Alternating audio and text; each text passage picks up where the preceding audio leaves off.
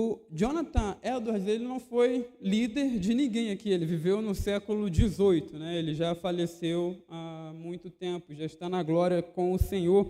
Mas esse trecho, ele é muito importante de ser destacado, esse trecho final, porque o autor da Epístola aos Hebreus nos ordena, nos manda a imitar a fé que os líderes daquela igreja tiveram. E nós aprendemos em outros textos da Bíblia também que nós devemos imitar a fé de alguns santos, daqueles que são piedosos. O próprio apóstolo Paulo diz, sede meus imitadores, como também eu sou de Cristo. Então, naquilo que homens piedosos foram parecidos com Cristo, nós também devemos olhar para a vida deles e imitar as virtudes desses homens e também das mulheres que foram piedosas e serviram ao nosso Deus.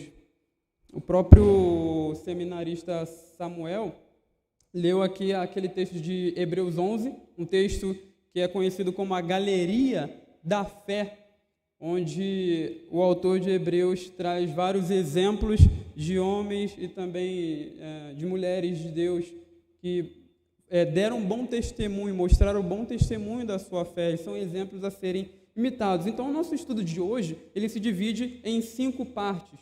Nós veremos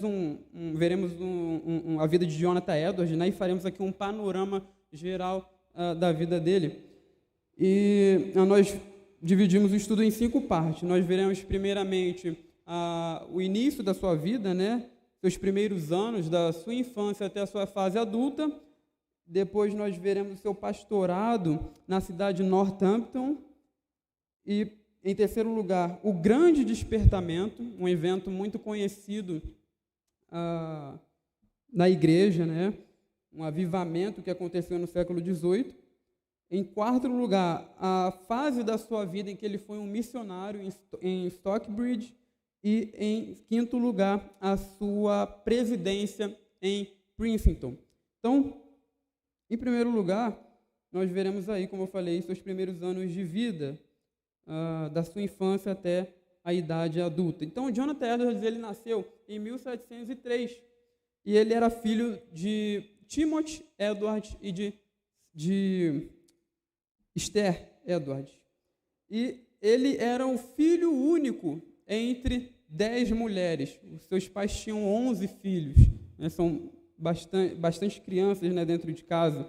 E o pai de Edwards, ele era um pastor formado em Harvard, e sua mãe era filha do famoso Solomon Stoddard, que foi um famoso pastor na cidade de Northampton, conhecido até como o Papa de Northampton.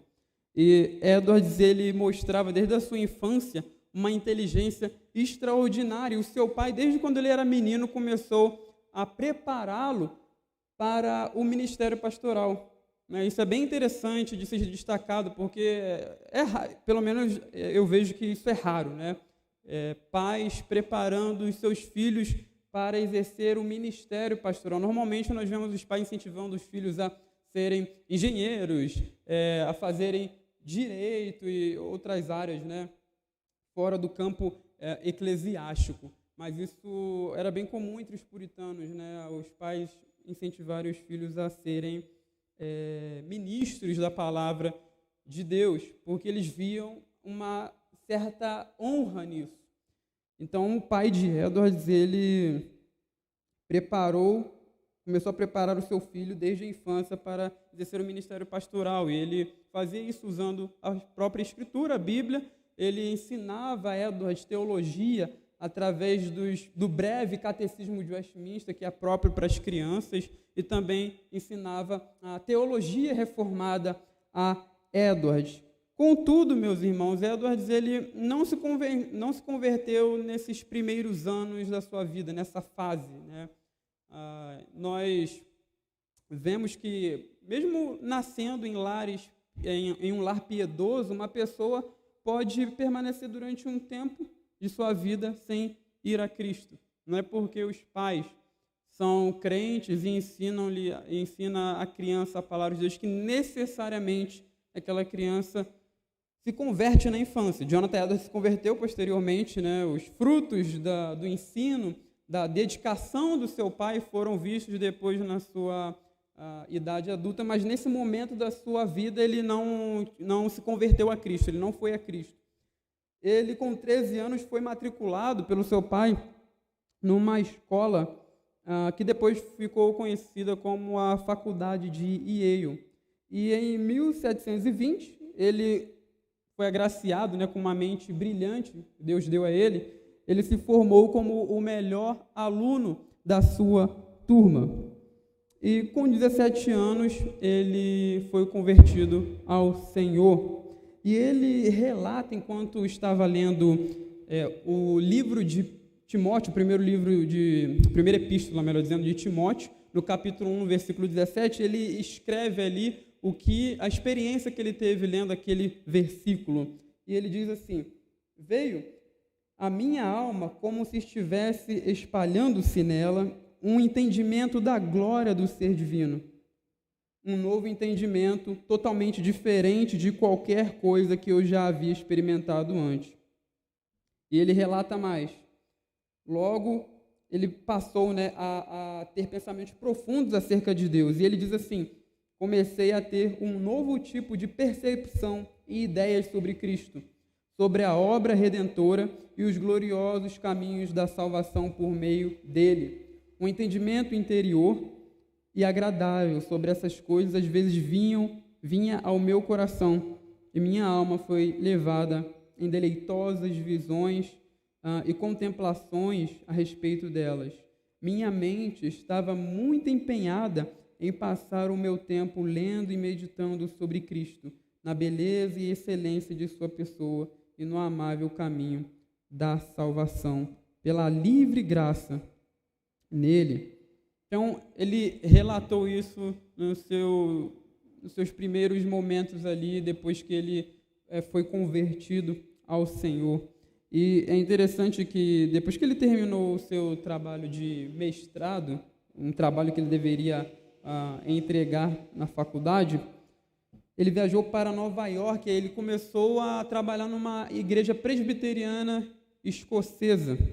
Embora ele tenha pastoreado por mais tempo uma igreja congregacional, a primeira igreja que ele pastoreou foi uma igreja presbiteriana.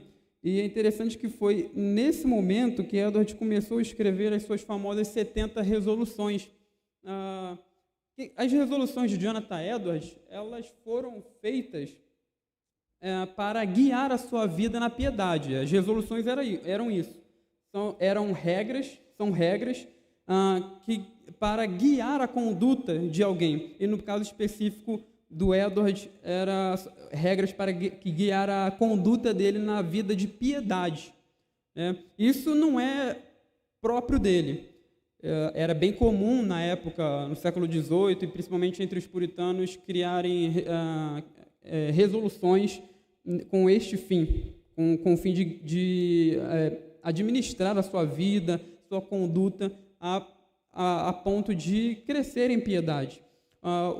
E entre os ímpios também existia isso. O próprio Benjamin Franklin escreveu algumas regras de moral, de civilidade que ele deveria seguir durante a sua vida. O próprio George Washington, o primeiro presidente dos Estados Unidos, escreveu regras também para guiar a sua vida moralmente.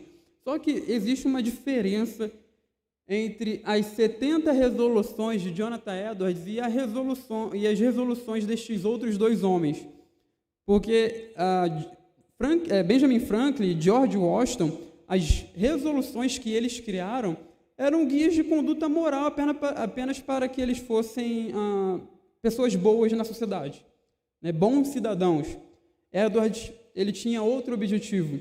O objetivo dele era crescer na piedade, era guiar a sua conduta para que ele fosse um homem piedoso.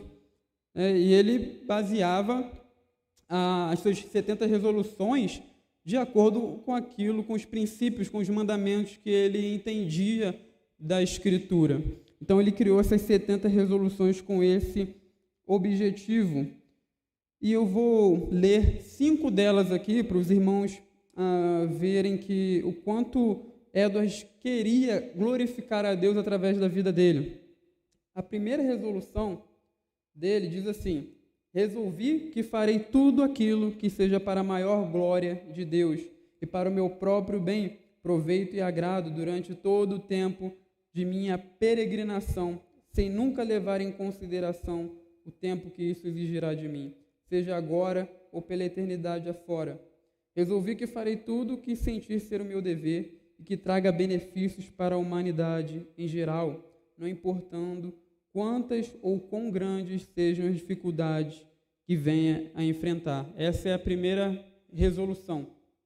A quarta diz assim: resolvi nunca fazer qualquer coisa por meio da alma, quer por meio do corpo, nada mais, nada menos, que não glorifique a Deus, nem sujeitar-me a tal coisa, se eu puder evitá-la.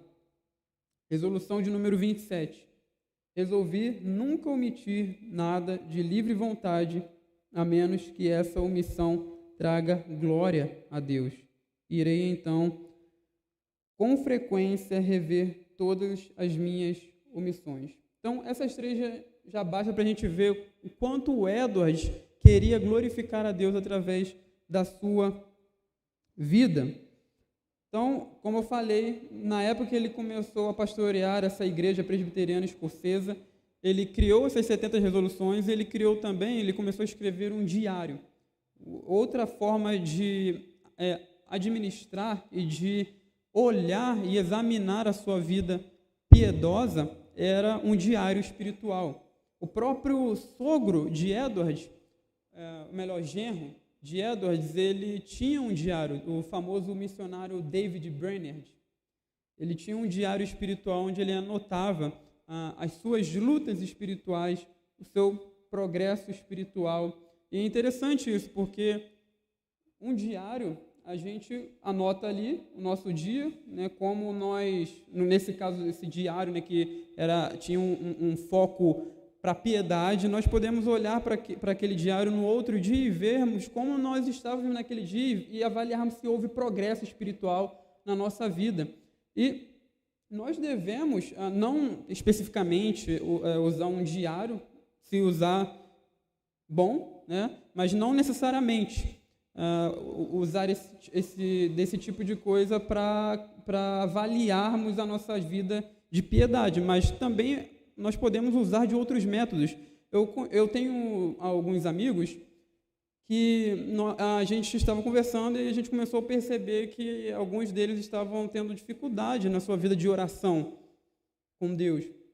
E um deles sugeriu uma coisa bem interessante, que ele disse assim, a gente quando se encontra, a gente pergunta um ao outro: você já almoçou hoje? Que tal a gente perguntar: você já orou hoje? Porque aí a gente vai incitar, digamos assim, o outro a lembrar que ele deve ter comunhão com Deus por meio da oração. E ele vai buscar a oração, a gente espera isso, né? Então, esse foi um método que nós criamos para ajudarmos uns aos outros a prática da piedade, a prática da oração. E nós devemos lançar a nossa mão de métodos, desse tipo de método, para crescermos na piedade. No caso de Edwards, ele usou as 70 resoluções e o seu diário, né, onde ele anotava sobre a sua vida e monitorava a sua vida espiritual. Nessa época também, ele começou a escrever o que é conhecido como miscelâneas. O que é isso? As miscelâneas são uma coleção de escritos. Ele gostava muito de escrever, então ele anotava as suas reflexões filosóficas, teológicas, e juntava tudo isso. E é interessante que, posteriormente, depois que ele já tinha uma família, né, já estava casado e teve filhos, ele gostava muito de sair a cavalo e refletir, pensar sobre certos assuntos, principalmente assuntos teológicos, e ele escrevia tudo isso. Mas no inverno ele não conseguia fazer, porque a tinta congelava. Então ele teve uma ideia bem interessante. As suas filhas gostavam de costurar e elas deixavam pedaços de pano caídos no chão. E ele pegava aqueles pedaços de pano, pegava alguns alfinetes, e ele, quando saía no inverno a cavalo, ele, quando refletia sobre certo assunto, ele pegava um pedaço de pano de uma cor e colocava no seu casaco. E aí, quando ele pensava sobre outro assunto, ele pegava outro pedaço de outra cor e colocava no casaco. E assim por diante. E quando ele chegava em casa, ele ia tirando os pedaços de pano e cada um daqueles pedaços ele lembrava do que ele tinha pensado e anotava tudo. Então, para vocês verem a mente que Deus deu a esse homem e a usou para a sua glória. E quando o seu pastorado terminou nessa igreja, ele voltou para a sua casa em Connecticut e ele escreveu a sua tese de mestrado, e a sua tese foi a seguinte: aos olhos de Deus, um pecador não é justificado, exceto por meio da justiça de Cristo obtida pela fé. Essa foi a sua tese de doutorado. Então ele começou a trabalhar por um curto período de tempo numa igreja congregacional e depois como instrutor na faculdade de Yale. Aí já é o ano de 1724. E nesse tempo ele começou a namorar a Sarah Pierpont, uma jovem muito piedosa. E passando para a segunda etapa de sua vida, ele, em 1727, foi convidado para ser pastor na igreja que o seu avô estava pastoreando em Northampton, seu avô Salomão Stoddard. E ele foi convidado para ser pastor auxiliar naquela igreja. Seu avô já estava bem idoso, com 80 anos, e depois de 2 anos ele faleceu e o Edwards assumiu o pastorado naquela igreja. Ele foi o pastor titular. E os seus sermões ali naquela igreja cativavam as pessoas, prendia a mente das pessoas. Eram sermões que eram lógicos e bem interessantes porque ele glorificava a Cristo. Edwards ele buscava isso nos seus sermões, exaltar a Cristo e mostrar aos seus ouvintes a majestade de Deus. Isso mostra um contraste entre esse homem piedoso e outros pregadores, tanto da época dele quanto da nossa época. Nós, hoje, não é muito incomum a gente ouvir e achar até na internet sermões que são antropocêntricos, sermões o foco do sermão é a exaltação do homem e não o próprio Deus. O sermão ele tem como objetivo alcançar os corações dos homens, mas o principal é o próprio Deus, é a própria pessoa de Cristo. Os sermões eles devem levar os ouvintes a se submeterem ao próprio Cristo, seja se convertendo e crendo nele como o único Salvador e Senhor, ou levando as pessoas a viverem essa verdade durante a semana, né? E Edwards ele buscava isso nos seus sermões. Só que havia um desafio naquela cidade, no pastorado dele em Northampton, que eram alguns jovens. Havia uma cultura jovem naquela cidade. E o que é isso, né? Havia alguns jovens que tinham práticas que não condiziam com princípios bíblicos, com mandamentos bíblicos, e levavam muitos deles a pecados. E Edwards teve esse desafio ali durante o tempo que ele foi pastor em Northampton. E é interessante que isso começou a mudar quando houve um terremoto naquela cidade. Um terremoto que fez chaminés caírem, derrubou paredes, e houve outros pequenos tremores e abalos naquela região. E as pessoas começaram a interpretar aqueles terremotos como juízos de Deus sobre a cidade. E algumas semanas depois, o próprio Edwards pregou um sermão no qual ele afirmava os juízos de Deus demonstrados ali naqueles terremotos.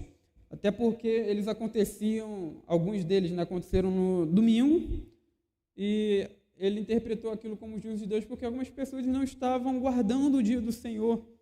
Então, ele entendeu que era o juízo de Deus por causa do pecado daquelas pessoas falhando em guardar o 4º mandamento. Lembra-te do dia de sábado para o santificar, né? E nesse período, mais 20 pessoas se converteram. Só que os jovens da cidade, eles não foram muito abalados com estes terremotos. Então, o que aconteceu? De uns 2 ou 3 anos depois, as coisas começaram a melhorar. E melhoraram mais quando um jovem bem famoso na cidade faleceu. Era um jovem popular, todo mundo conhecia ele. E ele contraiu uma doença e depois de 2 dias ele faleceu. E aquilo abalou a cidade toda, porque ele era bem jovem. Ele morreu muito novo. E Edward pregou um sermão no enterro desse jovem. Ele pregou no Salmo 90, versículos do 5 ao 6. O Salmo 90 é um salmo de Moisés, onde ele destaca ali a brevidade da vida humana, a brevidade da vida humana. Então diz assim, os versículos 5 ao 6, tu os arrastas na torrente, são como um sono, como a relva que floresce de madrugada,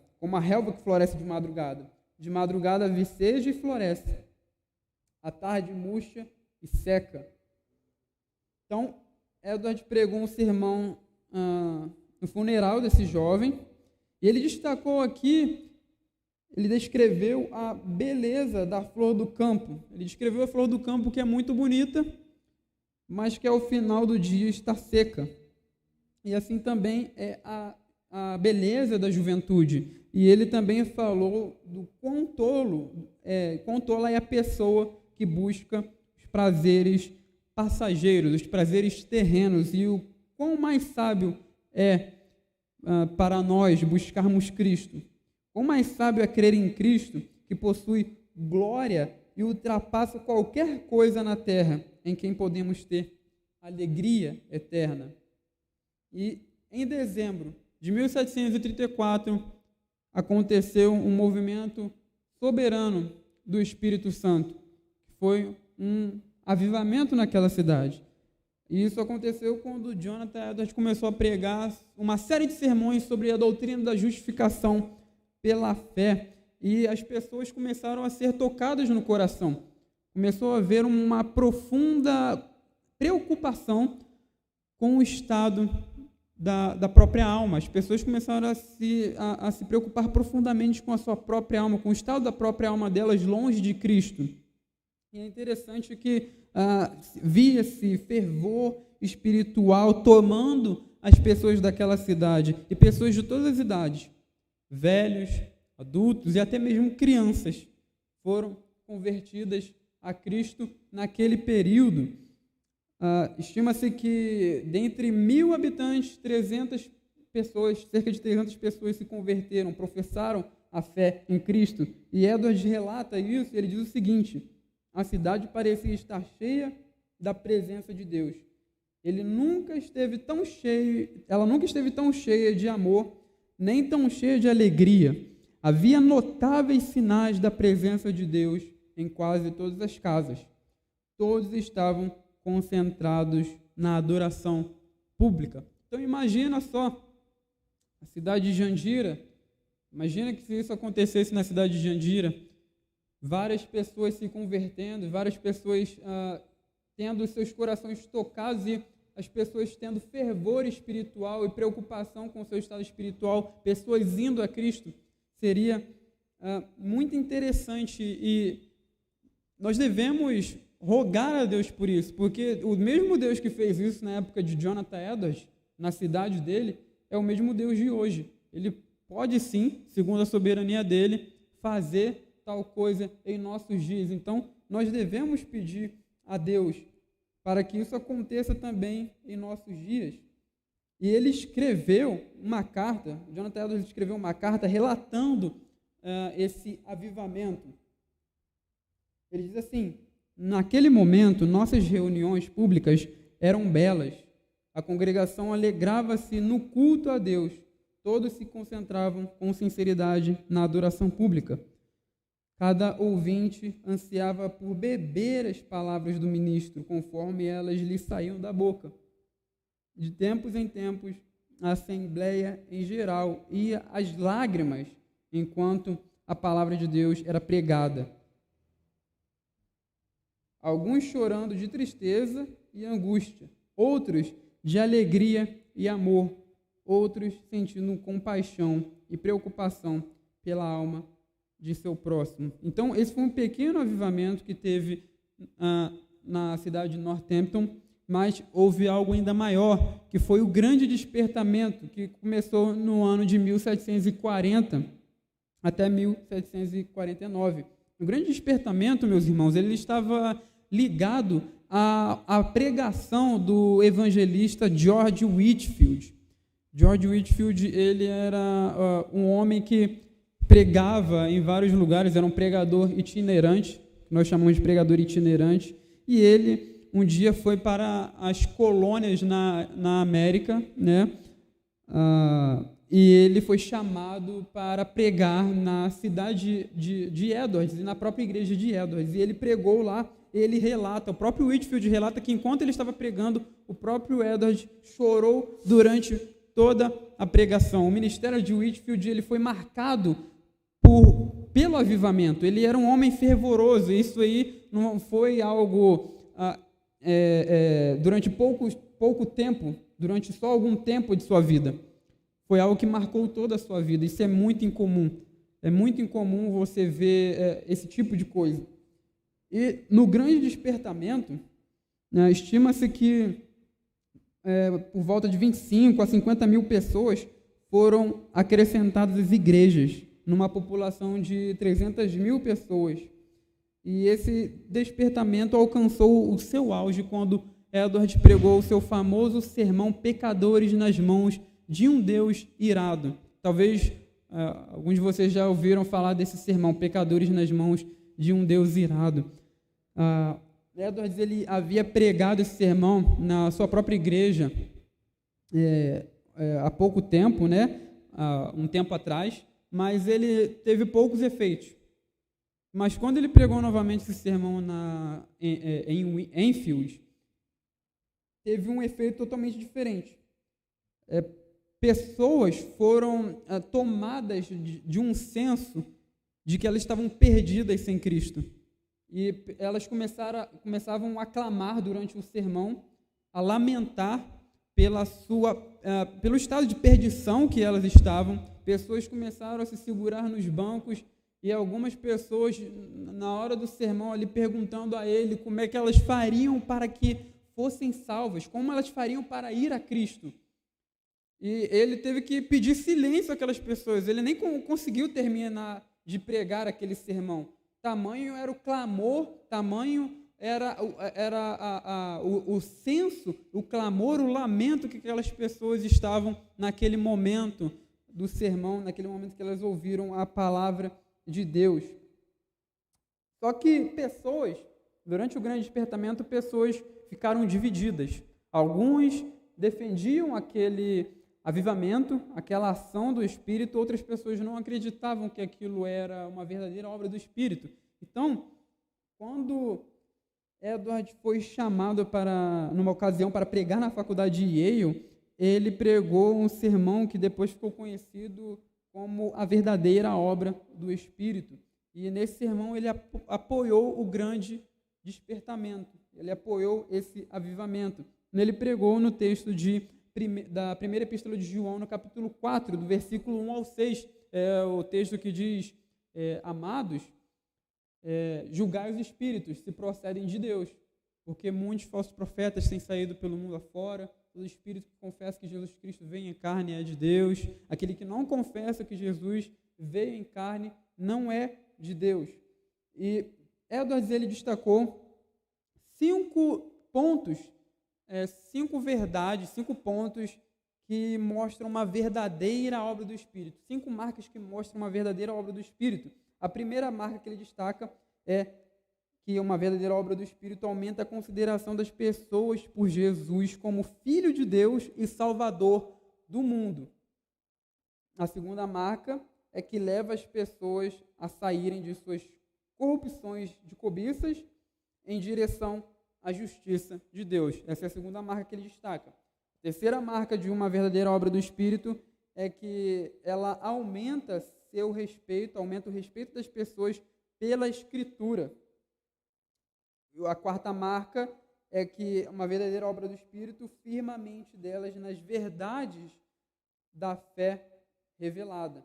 E a quinta e por última marca que ele destaca é que uma verdadeira obra do Espírito faz surgir um verdadeiro amor por Deus e pelo homem. Então, ele destacou essas 5 marcas como marcas de uma verdadeira obra do Espírito. E em 1750, o seu pastorado na igreja em que ele trabalhava, em Northampton, chegou ao fim. Houve uma divisão e um problema, porque quando o avô de Erdős era o pastor ali, ele permitia que pessoas que eram batizadas e que não tinham uma vida escandalosa participassem da ceia, celebrassem a ceia do Senhor. E Edwards, ele começou a discordar disso. Ele achava isso estranho e depois ele começou a perceber que aquilo não podia mais continuar na igreja. E ele queria cessar com aquilo, porque na mente dele, a pessoa, para celebrar a ceia do Senhor, ela deve mostrar uma vida que contém marcas de uma verdadeira conversão. Então, na mente dele, era isso. A pessoa, para participar da ceia do Senhor, ela tinha que, na vida dela, mostrar marcas de uma verdadeira conversão, de um verdadeiro arrependimento, da verdadeira fé em Cristo, uma vida de piedade. E a igreja começou a discordar. Houve poucas pessoas que ficaram do lado de Edwards, mas foram bem poucas mesmo. A maioria da igreja discordou dele e ele foi demitido. E é incrível que ele mostrou humildade e mostrou o amor dele, tanto por Deus quanto pela sua igreja, porque mesmo depois de demitido, ele continuou pregando na igreja durante 1 ano, até a igreja encontrar um outro pastor para cuidar ali daquele rebanho. Ele recebeu vários convites para ir para pastorear outros lugares, só que ele rejeitou. Então, ele aceitou um novo trabalho com os índios moicanos e Mohawks em Stockbridge. E lá ele pastoreou e pregou o evangelho para 250 índios. E houve muitas conversões durante o tempo em que ele foi pastor e missionário naquela localidade, mas também houve muitos desafios. Havia uma família conhecida como família Williams, que já era um problema para ele em Northampton, quando ele era pastor na sua antiga igreja, e se tornou um problema para ele enquanto ele se tornou missionário, enquanto ele foi missionário entre os índios. Um homem chamado Ephraim Williams era um espinho na carne de Edwards. Ele tentou difamar Edwards. Na época que ele foi missionário, também tinha uma escola entre os índios e a escola acabou sendo fechada por causa do ataque das pessoas. Então, houve muitos problemas ali para ele, mas também foi um momento muito abençoador para a sua vida, porque ele escreveu muito durante esse tempo. Ele estudava 13 horas por dia.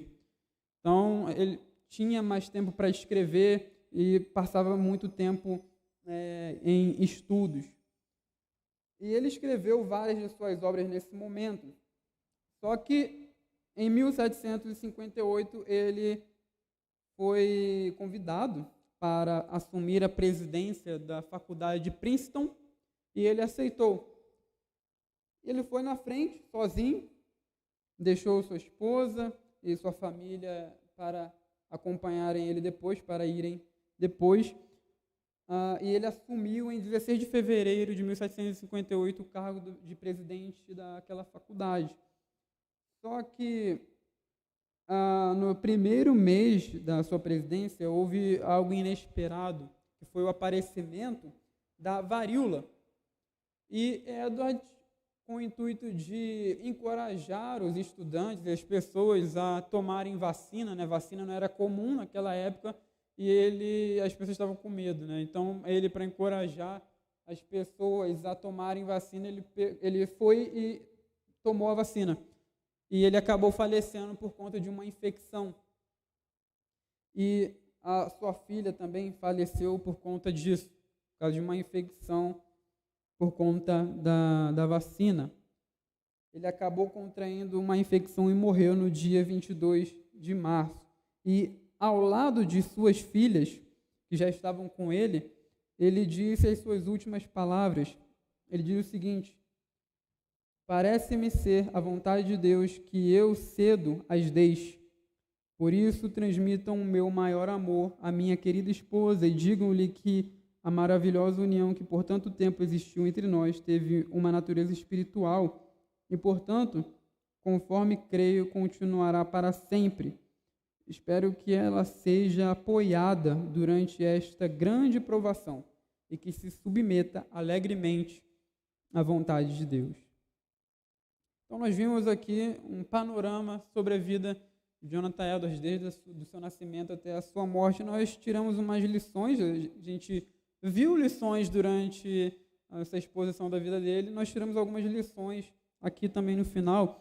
A primeira é que Edwards era um homem que vivia para a glória de Deus, como diz a primeira epístola de Paulo aos Coríntios, no capítulo 10, versículo 31, quer comais, quer bebais ou façais qualquer coisa, façam tudo para a glória de Deus.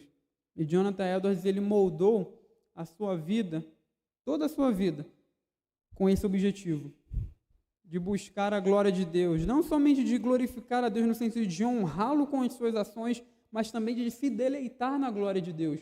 Ele era um homem que buscava ter contemplações, compreensões do quão grande Deus é. Ele era um homem que vivia para a glória de Deus. Ele entendia que a glória de Deus era a fonte de prazer, era a fonte de deleite. E ele buscava isso. E é o que nós devemos fazer também, né? Como está na própria Escritura. Em segundo lugar, Edward era um homem resoluto. Embora as circunstâncias trouxessem tristezas à alma dele, as dificuldades da vida, as perseguições de pessoas. Eu citei algumas aqui, mas foram apenas algumas. Ele teve outras dificuldades durante sua vida.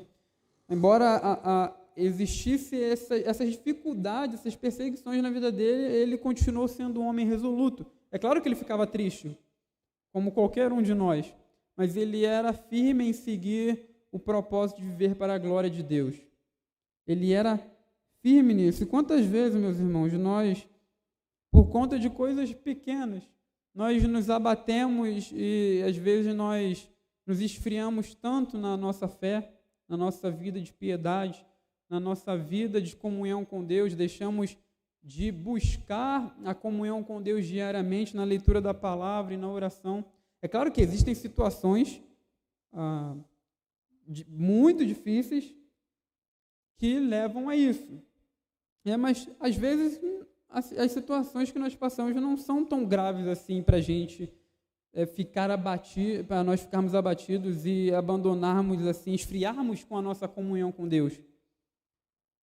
Jonathan Edwards, ele mostrou esse princípio na vida dele, de ser resoluto em obedecer a Deus. É o que nós vemos também na vida do apóstolo Paulo. O apóstolo Paulo era um homem resoluto na sua vida. Ele sabia o que ele queria, ele sabia que ele estava pronto para se entregar, para dar a própria vida por amor a Cristo. Isso é uma coisa que nós devemos imitar. E, por último, Edwards era um homem que buscava a vida de santidade. A gente viu isso quando falamos das suas resoluções, das suas 70 resoluções, e vimos algumas delas. Ele buscava uma vida de santidade, ele se separava para Deus. A própria Epístola aos Hebreus, no capítulo 12, versículo 14, diz que, se possível, tende paz com todos os homens, buscar a paz e a santificação, melhor dizendo, né? Busque a paz e a santificação, sem a qual ninguém verá o Senhor. Então, a santidade para ele não era algo chato de ser buscado, ele tinha prazer em buscar a santidade e em ser santo. Sede santos, porque eu sou santo, disse o Senhor. Então, para ele, a santidade era justamente o contrário do que muitas pessoas pensam. Não era algo chato, algo penoso o tempo todo. Às vezes a santidade vai ser difícil de seguir, principalmente quando a gente é tentado, né? Mas essa não deve ser a regra, né, na vida dos servos de Deus. A gente não pode ficar vivendo uma vida sentindo um peso o tempo todo por viver em santidade. Se isso é verdade em nossas vidas, alguma coisa tem de errado, né, conosco. A nova criatura, a criatura em Cristo Jesus tem prazer de buscar a vontade de Deus. Então, o fato de nós termos dificuldades em buscar a santidade, isso deve ser em momentos específicos na nossa vida, não o tempo todo. E Edwards tinha prazer em buscar uma vida de santidade, em buscar uma vida que agrada ao Senhor e em desfrutar de um relacionamento com Deus, porque ele via Deus como uma fonte de alegria, como uma fonte de prazer eterna. Então, essas são as lições que nós tiramos sobre a vida desse homem, que são dignas de ser imitadas, porque a própria Escritura nos ordena a tanto imitar as pessoas que mostram virtudes espirituais e bíblicas nas suas vidas, quanto